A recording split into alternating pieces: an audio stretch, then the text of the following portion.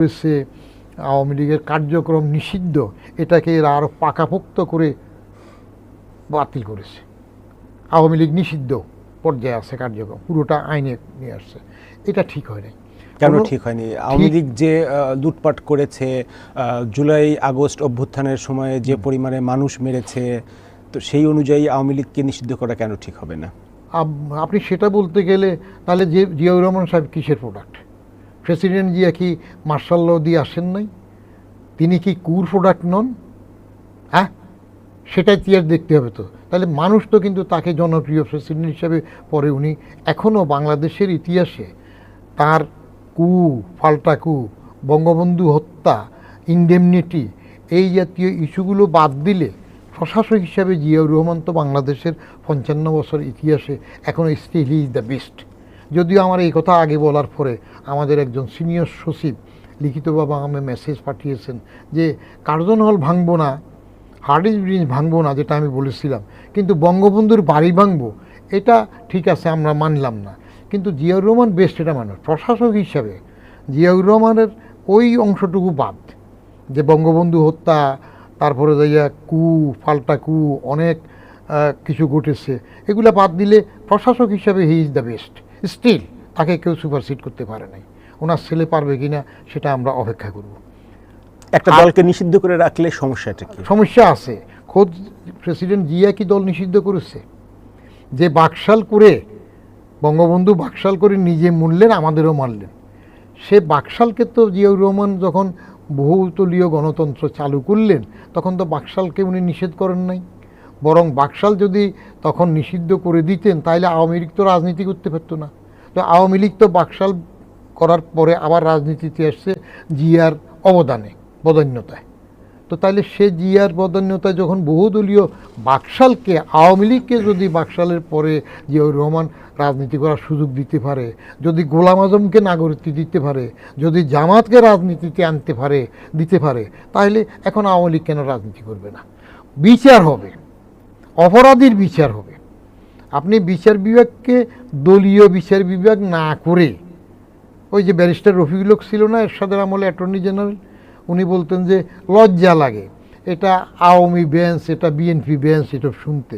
তো সেটা না করে যদি আপনি নিরপেক্ষ বিচারে দিতে পারেন, বিচার শক্ত হোক, শাস্তি হোক, কিন্তু এরকম বিচারে মানুষের আস্থা থাকবে না যে এক বিচারকরা বলবে 21শে আগস্ট গ্রেন হামলায় এতজনের ফাঁসি, আরেক দল বিচারক আসি বলবে কুল্লে খালাস, কিন্তু লোকগুলো তো মারা গেছে, ঘটনা তো ঘটেছে, আইবি রহমান সহ কতজন মারা গেল তা তো মরেছে, তাহলে সে মারার বিচার হবে না? ওটা তো হয় না। 1/6/1981 জিয়াউর রহমান 30শে মে 81-তে খুন হলেন। তারপরে আবুল মঞ্জুরকে যে হেফাজতের মধ্যে মেরে ফেললো, এটার বিচার হয় না কেন? বিচারটা ঠিক মতো করেন, আস্থায় আসুক, অপরাধীর বিচার হোক, খুনের শাস্তি হোক, কিন্তু দল নিষিদ্ধ করতে নাই। কারণ রাজনৈতিক দলকে ভোটের মাধ্যমে নিষিদ্ধ করতে হয়, উইড আউট করতে হয়। যেমন মুসলিম লীগ স্বাধীনতার সপক্ষের ছিল না আমাদের পাকিস্তানের 47-এর একমাত্র দল ছিল না। আমরা যখন আবু ইসাকে সূর্য দিগল বাড়ি পড়তাম তখন এক পতাকা নিয়ে কি অবস্থা আমরা দেখেছি সে ছাত্র জীবনে। তো সেই দল কি হয়ে গেল? মূলই হয়ে গেল মুসলিম লীগ। কিন্তু আপনি আলীকে মুলি করে দেন, আলীকে মুলি না করে দিয়ে আলীকে যদি এখন কার্যক্রম চালানোর অনুমতি দেওয়া হয় তাহলে তারা নানান জায়গায় অস্থিতিশীল অবস্থা তৈরি করতে পারে। তো যেমন আজকে 15ই আগস্ট, আজকে বঙ্গবন্ধুর মৃত্যুবার্ষিকী, আজকের দিন উপলক্ষেও তো তারা বিভিন্ন জায়গায় মানে অরাজকতা তৈরি করতে পারে, এই আশঙ্কা থেকে বিভিন্ন জায়গায় সিকিউরিটি বাড়ানো হয়েছে। আপনি নিষিদ্ধ করলে, আমি সবসময় একটা কথা বলি, একটা বিরাট জনসমর্থনের দল, বাংলাদেশে বড় রাজনৈতিক দল এখন 4টা, আগে ছিল মোট 2টা, আলী এবং বাজাত, আওয়ামী লীগ এবং বাংলাদেশ জাতীয়তাবাদী দল। তারপরে যখন জামাত ফিল্ডে আসলো আরেকটা বাজাই, বাংলাদেশ জামাতে ইসলামী। এরপরে বছর 2 আগে বাচ্চা কাচ্চারা আরেকটা দল করলো, ইউনুসের পৃষ্ঠপোষকতায়, আকবরের বৈরম খাঁ ছিলেন না ইউনুস, সেখানে আসলো জানাফা, জাতীয় নাগরিক পার্টি। জাতীয় পার্টিগুলো ঘুরে ঘুরে দেখবেন একটা জাতীয় পার্টি কেমন এরশাদের, ওই মাঝখান দিয়ে এরা না ঢুকেছে যে আমরা জাতীয় পার্টি না, আমরা যা পা জাতীয় মাঝখান দিয়ে না, জাতীয় নাগরিক পার্টি, অর্থাৎ পা না আর কি, জাতীয় নাগরিক। তো নামগুলো ঘুরে ঘুরে একইভাবে। আবার ন্যাশনালিস্ট সবার মধ্যে থাকবে, হ্যাঁ, Bangladesh nationalist party, Bangladesh citizen party. আপনি রাজনৈতিক দলকে ভোটের মাধ্যমে উইড আউট করবেন। আরেকটা জিনিস যদি আরও করেন তাহলে আরও সুন্দর। যেমন আলী এইবার যদি 12 ফেব্রুয়ারির নির্বাচনে আলীকে ভোটে আসতে দিতেন তাহলে আরও একটা মজার খেলা হতো। অনেকে আলীর ভয়ে কন্টেস্ট করতো না, নির্বাচনে দাঁড়াতো না, মানুষও হয়তো ভোট কম দিত। তাহলে মুসলিম লীগে যাওয়ার একটা তরিকা তো এবারই সূচিত হইতে পারত। আপনি সুযোগ নেবেন না, জামাতদেরকে পকেটে আনবেন, নিজের আগের সংসারে জামাতকে বিরোধী দল করবেন, আবার জানাপা যারা বৈষম্য বিরোধী আন্দোলন করে সমতা করবে তারা এসে ক্ষমতার জন্য ফুট করে জামাতের পকেটে ঢুকে যাবে। তো ওই জাতীয় রাজনীতিতে আপনি শক্তি যারা আছে, আওয়ামী লীগ একটা শক্তি, তাকে আপনি নিশ্চিহ্ন করতে পারবেন না। বিএনপি একটা শক্তি, বিএনপিকে নিশ্চিহ্ন করার জন্য 28শে অক্টোবর যত গ্রেনেড মারেন, যত স্টেজ উড়াই দেন, যত কিছুই করেন বারবার, ওই যে সরোয়ারদিতে মিটিং করতে দেবেন না, পাঠাই দিবেন গোপালবাগ, গোলাপগঞ্জ মাঠে, এগুলো করে কি ঠেকাতে পারছেন? রাজনৈতিক শক্তিকে নদীর প্রবাহের মতো নিরিবিলি চলতে দেবেন, তাহলে দেখবেন যে জনগণের ভোটের মাধ্যমে এক একজন এমনি উইড আউট হবে। আরেকটা কাজ যদি করা যায় রাজনীতিতে, সেটা হইল ওই যে জোট, বাচ্চা ছেলে বানান করে GOAT, জোটের বাংলা ইংরেজি লেখে GOAT। তা আমরা যারা GOATর অর্থ আরেকটা বুঝি, তারা বলি যে বাচ্চা মানুষ তো, ও লিখছে, তার নাম্বার দিয়ে দেন, GOAT জোটের বাংলা, জোট উঠাই দেন। প্রকৃত রাজনীতিবিদটি কি আসুক, জোট করে হয় কি, প্রত্যেকে একজন একজন একটা দলের নেতা হয়ে যায়, একজন একজন দলের নেতা হয়ে আপনার একটা ক্ষমতায় আসি ভাগ বসায়, রাজনীতি বিকশিত হইতে পারে না। এই যে এবার ঘটলো না, এই জোট করার কারণে ওই সিঙ্গেল বিপি মন্ত্রী প্রতিমন্ত্রী হয়ে যায়, কিন্তু ডাবল বিপি MP হইতে পারে না। চিনছেন তো দুইজনকে? সিঙ্গেল বিপি হইল আমাদের নূর, না? জি, হ্যাঁ। আর ডাবল বিপি হইল মাহমুদুর রহমান মান্না, ডাবল বিপি। আবার আমাদের ফেনীরও এক বিপি আছে, কলেজের বিপি হোক, ইউনিভার্সিটি না হোক, MP হয়েছে বুড়ো বয়সে। তো আপনি রাজনীতিতে জোট উঠাই দিলে জুনায়েদ সাকি কতটুক ভোট পায় দেখা যাবে, তারপরে নূর কয়টা পায় দেখা যাবে, ববি টবি কোথার থেকে আসে দেখা যাবে, ফেয়ার যার যার রাজনৈতিক ক্ষমতা উইড আউট হয়ে যাবে।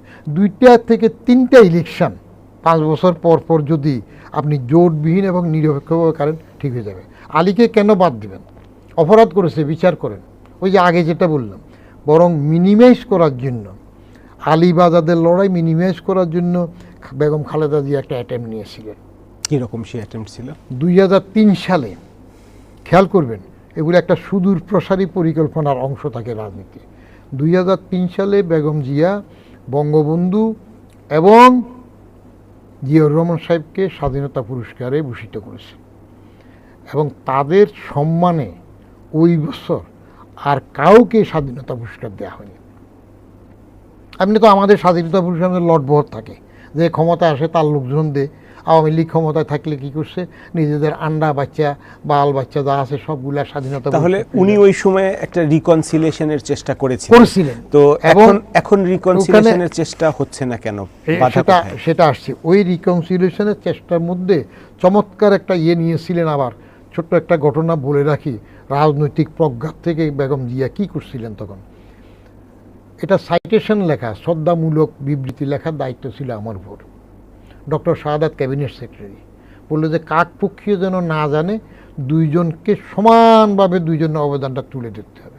এবং ইঙ্গিতটা একটু ভিন্ন রকমও ছিল, সেটা হলো বঙ্গবন্ধু যেহেতু বেশি বড়, জাতির পিতা, অনেক লম্বাও, আবার জিয়াউর রহমান সাহেব যেহেতু তার পক্ষে স্বাধীনতা ঘোষণা করছে, একটু ছোট, বললো যে ওটার একটু চেপে ছোট করতে হবে, এটাকে একটু টেনে উপরে উঠাতে হবে যেন ব্যালেন্স করা যায়। তারপরে একটা বাদ সেরেছিল, আমি সেই জন্য এই কেতাবটা নিয়েও আসছি যদি প্রসঙ্গ আসে, যে বঙ্গবন্ধুকে যে বঙ্গবন্ধু উপাধি দিয়েছে, এই লাইনটা প্রথম বিএনপির কোর গ্রুপে 4 জন, Mannan Bhuiyan party general secretary, doctor Khandaker Mosharraf Hossain একমাত্র জীবিত আছেন এখন 4 জনের মধ্যে, ব্যারিস্টার নাজমুল হুদা, আর তারিকুল ইসলাম। আমাকে নির্দেশ হলো 4 জনকে দেখাতে হবে। 4 জনের মধ্যে প্রথমে মান্নান ভূঁইয়াই ওই বঙ্গবন্ধুকে বঙ্গবন্ধু উপাধি দেয়া হয় এটা কেটে দিয়েছে। উনি খেপে গেলেন, বঙ্গবন্ধুকে আবার আমরা মানি না তাকে। উনি কেটে দেওয়ার পর বাকি 3 জনও আর এটা নিয়ে প্রতিবাদ করে নাই। আমি যখন ডক্টর সাদাতকে বললাম যে এটা রাখা দরকার, ঐতিহাসিক ঘটনা তো, রাজনীতিতে ঐতিহাসিক কিছু জিনিস বাদ দিতে নাই, যার সম্মান যেটা সে রাখতে হয়। তো এটা একটু বেগম জিয়ার সাথে 12ই মার্চ 2003 আমাদের ফাইনাল মিটিং হয়েছিল ওনার অফিসে, সেখানে উঠাবেন। যেহেতু ডক্টর শাহাদাত মান্নান ভূঁইয়ার বন্ধু, doctor Saadat Hossain, doctor Shahadat Hossain cabinet secretary, আমি তখন জয়েন্ট সেক্রেটারি। শাহাদাত হোসেন মান্নান ভূঁইয়ার বন্ধু, এক যুগে একসময় তারা ছাত্র ইউনিয়নের রাজনীতি করেছে। আবার শাহাদাতের তো চুক্তির প্রতি বেশি ভক্তি থাকে, বারবার চুক্তি ভাবে। সে কিছু বললে যদি ওরা অসন্তুষ্ট বলে যে আমি এটা বলতে চাই না, যাক আপনি ম্যাডামের সামনে দরকার হলে তুলেন, আমি এটা সম্মতি দেব। এখন চিন্তা, কোথাকার পুস্কে জয়েন্ট সেক্রেটারি বদিউর রহমান আর কোথায় cabinet secretary, secretary of the secretaries doctor Shahadat. কিন্তু বেগম জিয়া সাহেব বৈঠকে তার কার্যালয়ে আমি বললাম, ম্যাডাম এটা রাখা বোধ আপনাদের জন্য ভালো হবে, ঐতিহাসিক ঘটনা তো। তখন আমাকে মান্নান ভূঁইয়া সহেরা বললো একবার কেটে দিয়েছি, আবার আপনি কথা বলে আমাকে ওইখানে ম্যাডামের সামনে ধমক দিল, প্রধানমন্ত্রীর সামনে ধমক দিল। আমরা তো গন্ডারের চামড়া, যেটা সিদ্ধান্ত নেই আমরা কায়দা করে একভাবে না একভাবে উঠাবই। তো ম্যাডাম ঠিক তার নর্মাল যে স্টাইল, এভাবে একটু আঙুল দিয়ে এই আধা মিনিট থেকে 1 মিনিট একটু ভেবে বললে, ঠিক আছে আমরা মানি বা না আমি, আপনারা মানেন বা না মানেন, জনগণ যে খেতাব দিয়েছে সেটা থাকবে। আমি এটা এক টিভিতে বলার পরে একজন প্রটেস্ট করছে, বলে যে এটা হয় নাই। আমি এই যে এখানে বই নিয়ে আসলাম, সেটাতে তখন পরিষ্কার লেখা আছে লাইনে, যে 4র্থ পৃষ্ঠা এটার মধ্যে, যে শেষ ওই লাইনটাই শুধু বলা হয়, 1969-এর গণ অভ্যুত্থানে তিনি কারামুক্ত হন। কারামুক্তির পর প্রদত্ত এক সংবর্ধনা সভায় তাকে বঙ্গবন্ধু উপাধিতে ভূষিত করা হয়। এই সাইটেশন এটা বিএনপি সরকারের সময় দেওয়া স্বাধীনতা 2003-এর। হ্যাঁ, তো এটা কেন বললাম, খালেদা জিয়ার, বেগম জিয়ার মাথার মধ্যে যেটুক রাজনীতি কাজ করেছে, ফোরসাইটনেস, তিনি ওই জন্য বলছে যে আপনারা মানেন বা না মানেন ওই 4 জনকে, আমরা মানি বা না মানি, জনগণ যে খেতাবটা দিয়েছে ওটা থাকবে। এটা রিকনসিলিয়েশন অংশ। এখন কেন হচ্ছে না? এখনও হইতে পারে। 4র্দশ সংশোধনের সময় আমি জাতীয় সংসদে এডিশনাল সেক্রেটারি হিসেবে কাজ করেছি, সংবিধানের 4র্দশ সংশোধনে। ওই সময় 2004 সালে, জি, ওই সময় ব্যারিস্টার মওদুদ ওই সংবিধান সংশোধনীতে তাদের প্রস্তাবে একটা ছোট্ট ন্যাক্কারজনক ইস্যুকে সংবিধানের অংশ করতে চেয়েছিল। সেটা হইল ছবি প্রদর্শনী। রাষ্ট্রপতি, প্রধানমন্ত্রী এদের ছবি কোন অফিসে কোথায় কিভাবে থাকবে, এটা কনস্টিটিউশনে অ্যামেন্ডমেন্টে 3 নম্বর আর্টিকেলের ওইখানে সাব আর্টিকেল দিয়ে ঢুকিয়েছে। আমি তখন জমিরুদ্দিন সরকার সাহেব স্পিকার, তাকে বললাম যে স্যার এই সুযোগে আরেকটু আগাইতে পারেন। 2003-এ স্বাধীনতা পুরস্কার 2 জনকে দিয়েছেন, এই 2 জনের সম্মানে আর কাউকে দেওয়া হয় নাই। এইবার আপনারা এই 4র্দশ সংশোধনীতে আরেকটা জিনিস যদি করে দিতে পারেন, তাহলে একটা বড় বিরোধ মিটে যাবে। উনি বললেন কি, আমলে আপনারা 4র্দশ সংশোধনীতে বঙ্গবন্ধুকে জাতির পিতা হিসাবে, যেটা পরে হাসিনা আসি আরও মজবুত করেছে, জাতির পিতা হিসাবে, আর প্রেসিডেন্ট জিয়াকে বঙ্গবন্ধুর পক্ষে স্বাধীনতার ঘোষক হিসাবে অন্তর্ভুক্ত করে দেন, আর একটু কাছে হয়ে যাবে। জমিরুদ্দিন সরকার সাহেব রিসেন্টলি মারা গেছেন, উনি বললেন যে বদিউর রহমান কথা তো বলছেন ভালো, ম্যাডাম আগেও এরকম একটা পজিটিভ অ্যাটিটিউডে ওই ইয়েটা রাখছে, কিন্তু সমস্যা হলো আমাকে তো মওদুদ এমনিই দেখতে পারে না, আমি যদি এটা বলতে যাই তাহলে মওদুদ তো আরও খেপে যাবে। উনি আর বলেন নাই। এখন যদি এরা চায় আওয়ামী লীগকে নিষিদ্ধটা করা ঠিক হয় নাই, এই নিষিদ্ধ করে বাজাদ বাকি বেকায়দায় পড়তেছে। কীরকম? এই যে এখন যেটা বললেন, এত নিরাপত্তা, এত আতঙ্ক, আওয়ামী লীগ গণ্ডগোল করে না, মানুষ একটা মরে গেছে কত আগে, সে 1975-এ তাকে খুন করা হয়েছে। খুন করার পরে আপনারা কায়দা করে আমাদের আরও 1-2টা জিনিস রিকনসিলিয়েট করা ফাঁকে দিয়ে বলে রাখে, মরহুম না মৃত, শহীদ না প্রয়াত, এই 4টা শব্দেরও রাজনৈতিক সমাধান দরকার। আপনি 2003-এর এই সাইটেশনের মধ্যে দুইজনকে দেওয়ার সময় আপনি বঙ্গবন্ধুর বলা লিখছেন প্রয়াত রাষ্ট্রপতি শেখ মুজিবুর রহমান, আর জিয়াউর রহমানের বেলা লিখছেন শহীদ রাষ্ট্রপতি জিয়াউর রহমান। তাহলে দুইজনরে মারল কিন্তু উর্দিওয়ালা সেনারা, বিপদগামী বলেন যাই বলেন তারাই তো মারছে। তো তাহলে বঙ্গবন্ধুকেও মারছে সেনারা, জিয়াকেও মারছে সেনারা, তাহলে একজন হয় প্রয়াত আরেকজন হয় শহীদ, কারণটা কি? তো এই 4টার মধ্যে রাজনৈতিক রিকনসিলিয়েশন হইলে একরকম হতে হবে, কেউ শহীদ হবে কেউ প্রয়াত হবে, এটা হয় না। আর আপনি আওয়ামী লীগকে বাদ দিয়ে রাজনীতি করে টিকে থাকার জন্য তো আরও বহু সময় লাগবে। ঐকিক নিয়ম করতে গেলে অনেকে বলে আওয়ামী লীগ কি শেখ হাসিনা যে ডিসেম্বরে আসবেন বলছেন, আসবেন কি না, পারবে কি না? আমি বলি যে ঐকিক নিয়মের যে পার্টি ইউনিয়নিতে আমরা শিখেছি, ঐকিক নিয়ম করতে গেলে তো আসার কথা না, কারণ 3.5 বছর ক্ষমতা থাকার পরে 21 বছর ক্ষমতার বাইরে ছিলেন। তো এখন এত বছর থাকার 17 বছর থাকার পরে এখন ঐকিক নিয়ম করতে গেলে আসে না। কিন্তু ঐকিক নিয়ম সবসময় কাজ করে না, শর্টকাট পন্থা হয়ে যায় একভাবে না একভাবে। সেই দিক থেকে যদি উনি আসতে চান, আসলে যদি ডিসেম্বরে আসেন, আমি আগেও বলেছি আই ডু ওয়েলকাম হার, আসুন, ওনার দেশ, উনি আসবেন না কেন, আসুন, বিচারের মুখোমুখি হন। আবার সরকার তো বলছে পর্যাপ্ত নিরাপত্তা দেখবে, আসার সাথে সাথে নিরাপত্তা দিয়ে রাখতে পারবে না, মেরে ফেললে হবে না, জঙ্গিরা মেরে ফেলবে না, অন্য গ্রুপ মারবে, সেগুলো তো আসলে দেখা যাবে। অথবা তাকে নিরাপদে আনে বিচার করতে পারবে কি না, বা তিনি কি করতে পারবেন, আসুক না, নিষেধ নাই। এইবার যদি ব্রিক্সের দাওয়াতে, ব্রিক্সের মধ্যেও তো বি আছে, ওই বিটা তো আর বাংলাদেশ না, ওটা তো ব্রাজিল। ব্রিক্সের যে দেশগুলোর নাম দিয়ে তো হয়েছে, ব্রাজিল, রাশিয়া, ইন্ডিয়া, চায়না, এগুলা দিয়ে, ওটা তো আমাদের বাংলা। ব্রিক্সের দাওয়াতে বা তার আগে দাওয়াতে যদি যান, রাজনীতিতে শেষ কথা বলে তো কিছু নাই। আমাদের প্রধানমন্ত্রী গিয়ে মোদির সাথে আলাপ করলে তো কিছুটা আমাদের আরও একটু হবে, বরফ গলবে। যদি না যান, যারা বলতেছে ওই যে লুঙ্গি পরা হোক, ধুতি পরা হোক, যারা না যাওয়ার পক্ষে কথা বলে, লুঙ্গি পরা ভাষা নিজে মানায়, উনি লুঙ্গি পরলে সেটা একটা অর্নামেন্টাল, কিন্তু অন্য কেউ নিজে নিজে অপহৃত হইয়া লুঙ্গি পরে বড় কথা বললে মানায় না। মানাইতে হয়তো সবারই সবটা মানা নাকি? আমি যদি লুঙ্গি পরি হাঁটি, আমি কি মালানা বাসানির নখের যোগ্য হই নাকি? ওখানে মিলবে নাকি? তো যদি উনি যান, ত্রিবেদী সাহেবরা যেটা বলে যে দুই নেতা মোদি এবং তারেক রহমান সাহেব, দুই প্রধানমন্ত্রী কথা বললে অনেক এগোবে, ইয়েস, এটা একটা সুযোগ, যাওয়া দরকার। বরং গিয়ে তিনি যদি ইচ্ছা করেন, দেশে তো অনেকেই বিরোধিতা করছে যাওয়ার, দেশের বিরোধিতা যারা করবে তারা তো বাজারকে ডুবানোর চেষ্টা করবে। আপনার জঙ্গি সাইজের গ্রুপ যারা, উগ্রবাদী গ্রুপ যারা দেশটা স্থিতিশীল থাকুক, ভালো থাকুক চায় না, মুখোশ পরে রাজনীতি করে, তথাকথিত বিরোধী দলের চেহারায় থাকতে চায়। বিরোধী দল তো এখন নাই, এটা তো এক দল, এটা আমি সবসময় বলি, ওদেরই তো অংশ। বাজায় একসময় সংসার করছে, একসময় সরকার করছে। আপনি যেটা বলছিলেন রিকনসিলিয়েশনের বাধা কোথায়? এইটা বাধা নাই তো, আপনার সদিচ্ছার বিরোধ।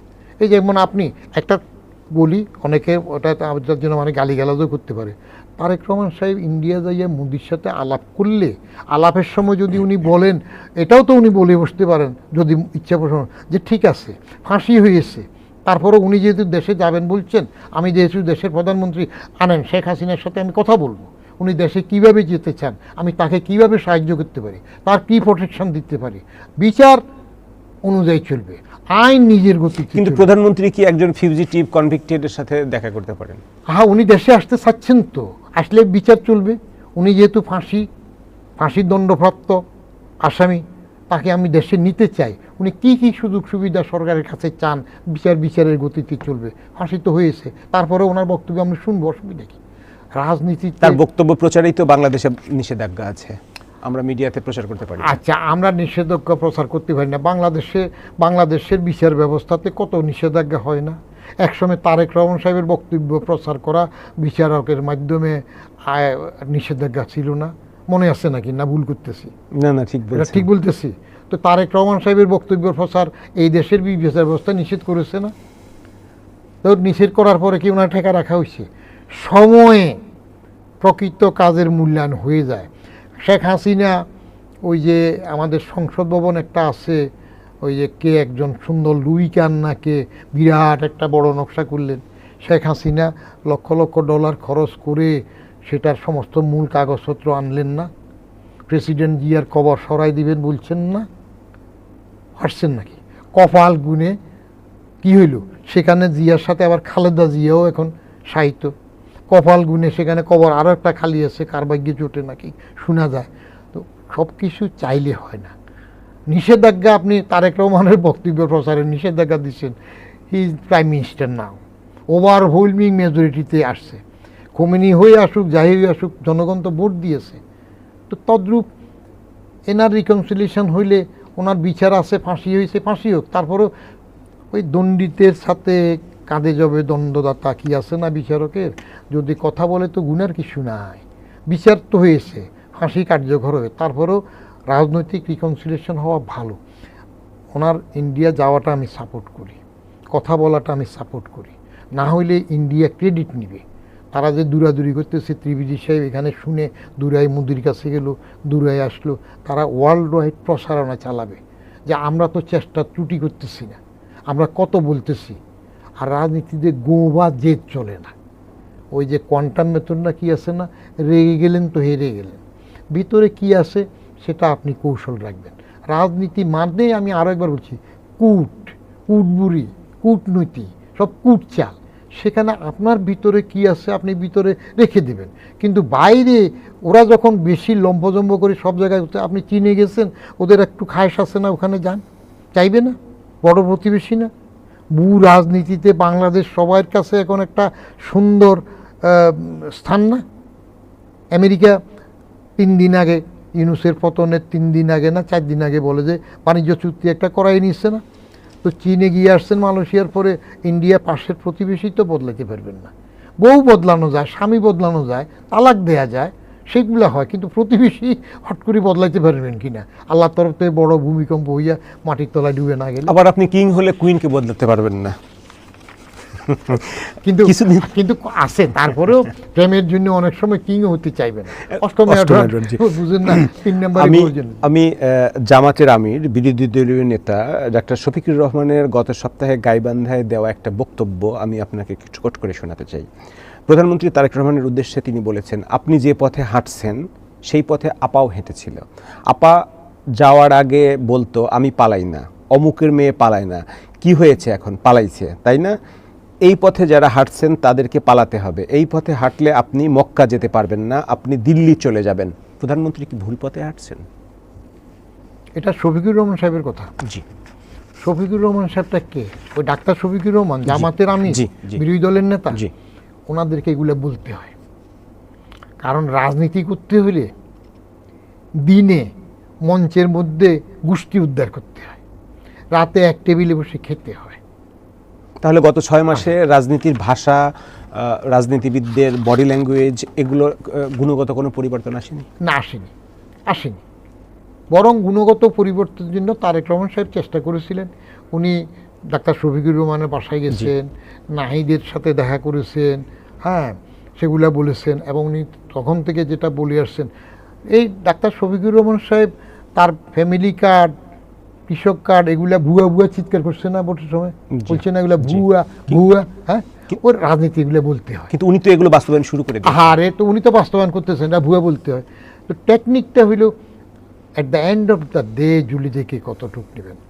এরা যেটা এখন বিরোধী দলের আছে, এই বিরোধী দলটাকে আমি বিরোধী দল বলি না, এখনও বলি না। কারণ কপাল গুনে 71-এর স্বাধীনতা বিরোধীরা, ওই আপনি আলীকে বন্ধ রাখার কারণে তারা এতগুলো সিটে চলে আসছে। এখন আমরা কি বাজাদের ম্যাডামের শেষ আমলের কথা মনে নাই? 64 জেলার মধ্যে 63 জেলায়, যদিও আরেক পণ্ডিত 64 জেলায় বলছে, এক জেলায় হয় নাই, 63 জেলায় একযোগে বোমা হয় নাই। বিচারকের কোর্টে বোমা হয় নাই। বাংলাবাই নামে এক হিরোকে আমরা চিনি না, মাথা নিচের দিকে দিয়ে পা উপরে গাছের মধ্যে লোক ঝুলাই রাখছে না? শাইখ আব্দুর রহমান নামে একজনকে অ্যারেস্ট করা হয়েছে না? এই শক্তিগুলোর উত্থান কার আমলে হয়েছে, কিভাবে হয়েছে? তো এখন যদি আপনার এই যে আবার কি গ্যাসের চুলা না কি সদৃশ্য বোমা একটা ফাটলো কোথায়, এই যে কালকে না পরশু খবরে দেখা গেল কোথায় ককটেল হইল, এগুলা কেন হবে? এগুলা হবে আপনি অস্থিতিশীল সৃষ্টি করতে চাইবেন। যারা জামাতের থেকে বিরোধী দলে গিয়েছে তারা খোদ বাজাতকে গিলে ফেলে ক্ষমতা আসার জন্য সর্বাত্মক চেষ্টা করবে, এটা খেয়াল রাখেন। কারণ তারা 71 থেকে যখন গোলাম আজমের নাগরিকত্ব দিয়ে জিয়াউর রহমান যখন তাদেরকে পুনর্বাসন করেছে, এনেছে, তারপরে তারা দাফে দাফে দাফে দাফে দেবে আস্তে আস্তে আস্তে আস্তে আস্তে আস্তে দেখেন কিভাবে সুই হয়ে বেগম জিয়ার মন্ত্রিসভায় ঢুকেছে না তারা। তারপরে কিভাবে এখন আস্তে আবার সংসদের মধ্যে একটা শক্তি নিয়ে বসেছে না। এখন যদি বাজাদ চালে ভুল করে, অঙ্কে ভুল করে, একটা ভুল তো করেই ফেলেছে, আলী নিষিদ্ধ করে। কারণ তারা যদি মনে করে, একসময় আমার একটা লেখার কলাম ছিল, তারা সব করে রব হাসিনা বনাম বাকি সবগুলো হাসিনার বিরুদ্ধে একজোট হয়েছে, কিন্তু পেরে উঠে নাই।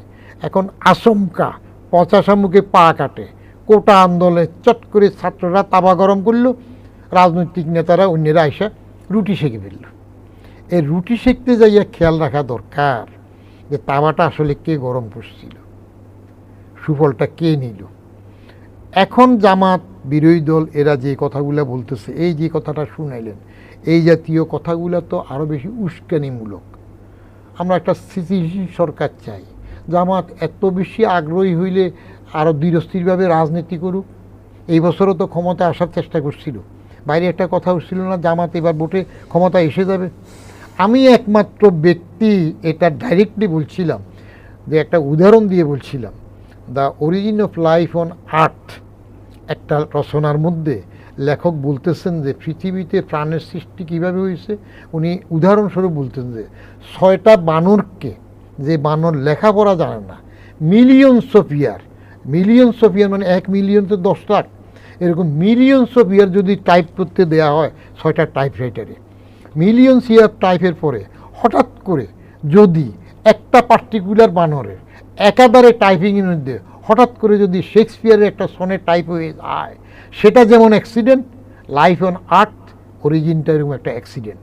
তো জামাত যদি এই 2026-এর 12 ফেব্রুয়ারি নির্বাচনে ক্ষমতা এসে যায়, ভোটের আগে বলছি না, তাহলে এটা হবে এরকম একটা অ্যাক্সিডেন্ট। সেটা তো 30-31-এও আসতে পারে। হ্যাঁ, এখন তারা সেই চেষ্টা করতেছে, সেটাই বলতেছি।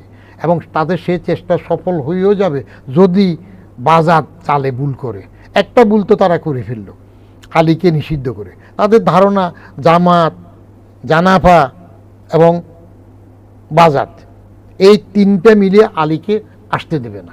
আলীকে আসতে না দিয়ে যে আবার এখানে ওই যে শত্রুকে, যে যার শত্রু তার ঘরেই প্রশ্বাস হয়ে যাচ্ছে, এটা কি টের পাইছে?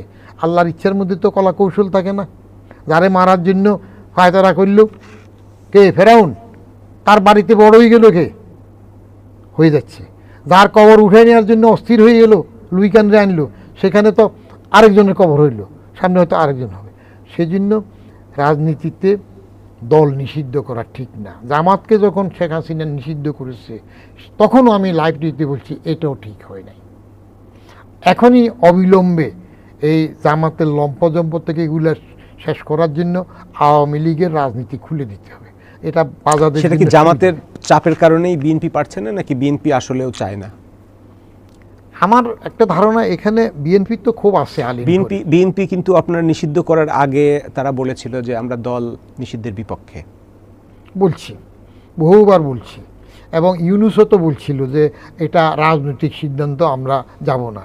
কিন্তু যে বাচ্চা কাচ্চারা যমুনার ওখানে বেসকি দিল, তখন উনি কায়দা করে বললেন যে দল এখনও নিষিদ্ধ করি নাই, শুধু কার্যক্রম নিষিদ্ধ করলাম। কথা তো একই হইল। আপনি যদি বলেন যে লোকটা মারা গেছে, আল্লাহর অশেষ রহমত, চোখ দুইটা তো মাশাল্লাহ ভালো আছে, মরে যাওয়ার পর চোখ দুইটা ভালো থেকে লাভ কি? হ্যাঁ, বিএনপি কি চাচ্ছে না? বিএনপি যদি সাহসী রাজনীতি করতে চায়, তাহলে বিএনপি আওয়ামী লীগকে রাজনীতি করার সুযোগ দেবে। দরকার আছে। ভোটের সময় তো সুযোগটা নিয়েছে। ভোটের সময় বিএনপির অনেক প্রার্থী আওয়ামী লীগের ভোট নিয়েছে না? ভোটের পর তাদের কিছু ছোট্টখাটো অফিস খুলেছে না? তো এখন নিশ্চয়ই এটা জামাতের বা এদের চাপ আছে, আর বিএনপির মধ্যে একটা জুজুর ভয় আছে, যদি রাজনীতি খুলে দে তারা আবার পপুলারিটি হারায় কিনা বা সেটাও কিনা রাজনীতিতে আবার আওয়ামী লীগ তো বিএনপি জামাতের সাথে জোট বেঁধে আন্দোলনেও নামতে পারে সরকারের বিরুদ্ধে। সেটা সবসময় নামছে। জামাতের বিরুদ্ধে জোট বাঁধবে, আগে তো বাঁধছে না, আগে হয়েছে না। জামাত হইল যখন যেখানে তার লাভ বেশি থাকবে সুবিধাবাদের জন্য। তাহলে রাজনীতি, যেটা আমরা আগে বলতাম, রাজনীতি আমাদের দেশের রাজনীতি জিরো সাম গেম, জয় পরাজয়ের খেলা, রাজনীতির কি সেটাই রয়ে গেছে? রাজনীতি এখনো বাজনীতি রয়ে গেছে। আমি সবসময় বলি রাজনীতি হলো বাজ ফাঁকির নীতি। আমি ফেভারিটলি এটা বলি, মূল্যায়ন করে সবটা দে। কারণ আমি যে তিনটা বই, বাজ পাখি নীতিটা কি? বাজ ফাঁকির নীতি বলছি, আমি তিনটা বই লিখে রাখছি। একটা হইলো ডমুরিয়ার থেকে সচিবালয় আত্মজীবনী, সেখানে অনেক রাজনৈতিক আলোচনা আছে, মূল্যায়ন আছে। আর একটা হইলো আপনার সরকারি চাকরিতে আমার অনুভূতি সমগ্র, এখানে 7টা বইয়ের কালেকশন। তারপরে চেতনায় বুদবুদ, এখানে প্রচুর রাজনীতি। এবং জিয়াউর রহমান, বঙ্গবন্ধু, খালেদা জিয়া, হাসিনা, এরশাদ, এই 5 জনের নাম কতবার যে আমার বইতে আসছে বিশ্লেষণ করতে গিয়ে। বাজ ফাঁকির নীতিটা হচ্ছে, বাজ ফাঁকি অনেক উপরের থেকে শিকার খেয়াল করে, দৃষ্টি দিয়ে শো মারে, এবং কোনো রকমে যদি পস্কায় যায় খড়কুটে একটা হুইসিলিও নিয়ে যায়। রাজনীতিটা এখন ব্যবসা হয়ে গেছে। বাজ ফাঁকির মতো চো মারবে, যদি $1,000,000 না পারে খড়কুটার মতো কিছু ডলারের। এটা কি সবার কাছেই একই নীতি? মোটামুটি এখন পর্যন্ত রাজনীতি বাজনীতিতে আসে, এটার কোনো পরিত্রাণ এখনো হয় না। আমরা রাজনীতি নিয়ে কথা বললাম, একটু অর্থনীতি নিয়ে কথা বলতে চাই। সাধারণ মানুষের জীবনযাত্রায় স্বস্তি কতটা এসেছে? মূল্যস্ফীতি কমেছে বলা হচ্ছে, কিন্তু বাজারে গেলে জিনিসপত্র পণ্য মূল্য তো কমেনি। স্বস্তি আসেনি, কিন্তু আমার কোনো কষ্ট নাই। আমি ব্যক্তিগতভাবে মূল্যস্ফীতি কমুক বাড়ুক, জিনিসের দাম বাড়ে, আমার কিছু যায় আসে না। আপনার ক্রয় ক্ষমতা হয়তো বেশি? না, ক্রয় ক্ষমতার জন্য নয়। আমি ছোট্ট থাকতে পাটিগণিতের একটা অঙ্ক শিখছি, ওইটা অনুসরণ করি। আমি জীবনে ছোট ছোট অনেকগুলো নীতি মানি। যেমন আমার মা বলতো যে কোনো কিছু বাবা খাওয়ার ইচ্ছা হইলে সেকেলে ওই ব্রিটিশ আমলের মহিলা ক্লাস 4-5 পর্যন্ত পড়ছে, বাপের কাছে চিঠি লিখতে পারতো বাংলায়। উনি বলতেন যে বাপরে কিছু খাওয়ার মনে হইলে সাথে সাথে খাইয়ে ফেলবি, কারণ জীবনে ওইটা খাওয়ার ইচ্ছা নাও হইতে পারে, এবং প্রথম সুযোগে না খাইলে পাওয়া নাও যেতে পারে। আমার আব্বা বলতেন যে মুক্তিযুদ্ধে কী অবদান, কোনখানে কী করছে, জিন্দিগিতে ওইগুলো বলিও না, আমি আনবে না, আর এই দেশে রাজনীতি করবে না। আমি মানতেছি এখনো স্বস্তি আসে না ওই পাটিগণিতের অঙ্কটার জন্য। পাটিগণিতে আমরা শিখছিলাম যে এক লোকের বাজেট এত, দ্রব্যের দাম, জিনিসপত্রের পণ্যের দাম যদি শতকরা এত বাড়ে, তাহলে সে জিনিসটা কত % কমাইলে কিনলে তার বাজেটের কোনো পরিবর্তন হবে না। এই গত সপ্তাহে আমি ওই মিষ্টি নাইওয়ালা টোস্ট কিনতে গেছি। সবসময় 1 কেজি কিনি মিরপুরের একটা বড় দোকান থেকে, পানিতে ভিজাই খাই, ভালো লাগে। এবার আধা কেজি কিনতেছি, দোকানদার সিনে 2.5-3 বছর ধরে কিনতেছে, বলে যে সবসময় 1 কেজি, এবার আধা কেজি নিলেন কেন? তাহলে টিনের উপরে আগে তো 240 টাকা লেখা ছিল, এখন তো তোমরা 1 জুলাই থেকে 260 টাকা লিখছো, তো 20 টাকা তোমরা বলতেছো কর্মচারী বেতন, কারেন্টের দাম এইসব বাড়ছে বলে বাড়াইলা, তো আমিও সেই জন্য এটা কমাইলাম, আমিও একটু লাভ করতে চাই। এখন 130 টাকা হবে আধা কেজি, আর আগে 240 টাকা, আমিও কিছু লাভ করলাম, হাফ কিনবো, কম খাবো। কিন্তু নিম্ন মধ্যবিত্ত যারা, মরবে, বুঝতে দেন।